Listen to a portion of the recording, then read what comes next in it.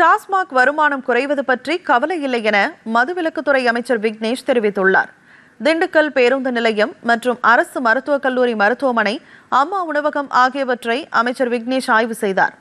அப்போது செய்தியாளர்களிடம் பேசிய அவர், தமிழகம் முழுவதும் 717 டாஸ்மாக் கடைகள் மூடப்பட்டுள்ளது என்றும், படிப்படியாக பொதுமக்களுக்கு இடையூறாக உள்ள அனைத்து கடைகளும் மூடப்படும் என்றும் தெரிவித்தார்.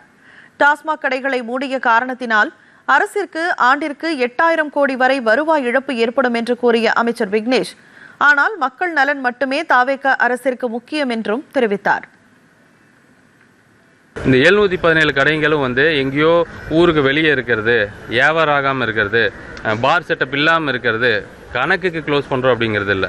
நான் சொன்ன மாதிரி ஒரு கடை 25 லட்ச ரூபாய்க்கு ஒரு நாளைக்கு வியாபாரம் ஆகக்கூடிய கடைகள் இருந்து குறைஞ்சபட்சம் 5 லட்ச ரூபா வியாபாரம் ஆகக்கூடிய கடை வரைக்கும் எந்த ஒரு பாரபட்சமும் இல்லாமல் மக்களுக்கு இடையூறாக இருக்குது, அதை எடுக்கணுங்கிறதுக்காக எடுத்துட்டோம்.